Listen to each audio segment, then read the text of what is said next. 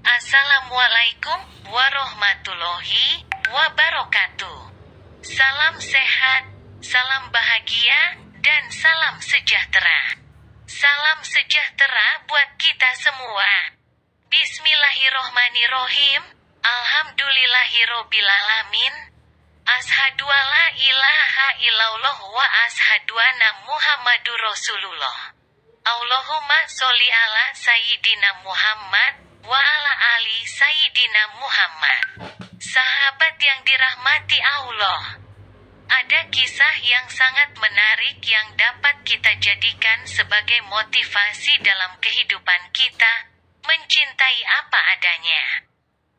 Tahun itu dia mendadak muncul, Xiao Qian namanya. Tampangnya tidak seberapa. Di bawah dukungan teman sekamar, dengan memaksakan diri aku bersahabat dengan dia. Secara perlahan, aku mendapati bahwa dia adalah orang yang penuh pengertian dan lemah lembut. Hari berlalu, hubungan kami semakin dekat, perasaan di antara kami semakin menguat, dan juga mendapat dukungan dari teman-teman.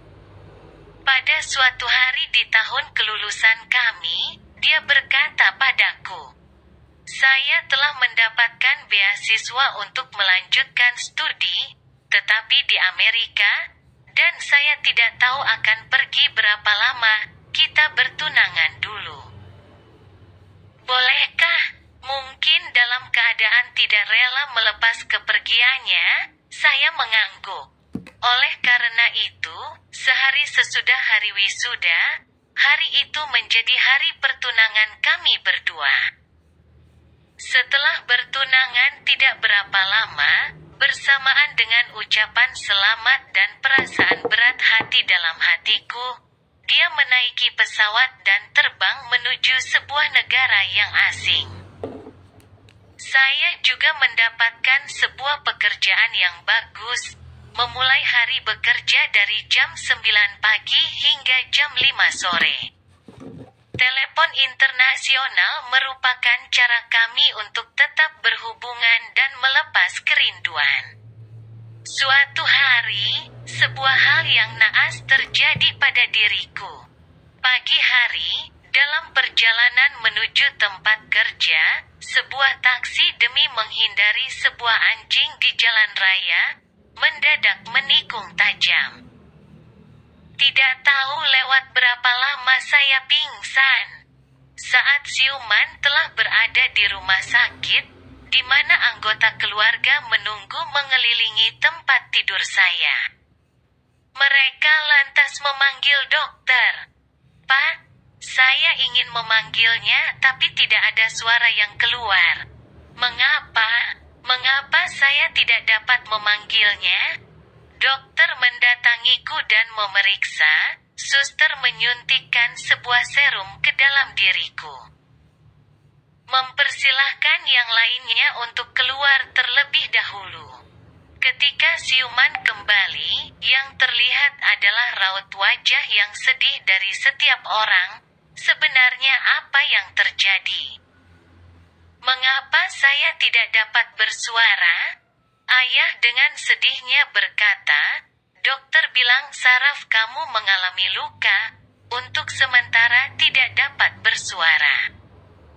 Lewat beberapa waktu akan membaik." Saya tidak mau, saya dengan berusaha memukul ranjang, membuka mulut lebar-lebar berteriak, tapi hanya merupakan sebuah protes yang tidak bersuara. Setelah kembali ke rumah, kehidupanku berubah. Suara telepon yang didambakan waktu itu, merupakan suara yang sangat menakutkan sekarang ini. Saya tidak lagi keluar rumah. Juga menjadi seorang yang menyia-nyiakan diri, ayah mulai berpikir untuk pindah rumah.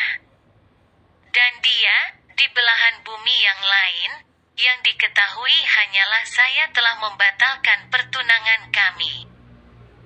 Setiap telepon darinya tidak mendapatkan jawaban, Setiap surat yang ditulisnya bagaikan batu yang tenggelam ke dasar lautan. 2 tahun telah berlalu.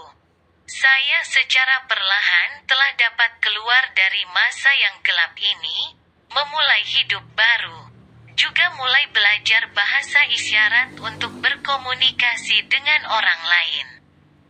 Suatu hari, Xiao Qian memberitahu bahwa dia telah kembali, sekarang bekerja sebagai seorang insinyur di sebuah perusahaan. Saya berdiam diri, tidak mengatakan apapun. Mendadak bel pintu berbunyi. Berulang-ulang dan terdengar tergesa-gesa. Tidak tahu harus berbuat apa, ayah menyeretkan langkah kakinya yang berat, pergi membuka pintu. Saat itu, di dalam rumah mendadak hening. Dia telah muncul. Berdiri di depan pintu rumahku. Dia mengambil napas yang dalam, dengan perlahan berjalan ke hadapanku, dengan bahasa isyarat yang terlatih, dia berkata, "Maafkan saya. Saya terlambat 1 tahun baru menemuimu. Dalam 1 tahun ini, saya berusaha dengan keras untuk mempelajari bahasa isyarat, demi untuk hari ini. Tidak peduli kamu berubah menjadi apapun. Selamanya kamu merupakan orang yang paling kucintai. Selain kamu, saya tidak akan mencintai orang lain, marilah kita menikah." Sahabat yang dirahmati Allah, jangan lupa di-subscribe ya. Demikian kisah motivasi ini, semoga bermanfaat. Ada kekurangan dan kesalahannya mohon dimaafkan.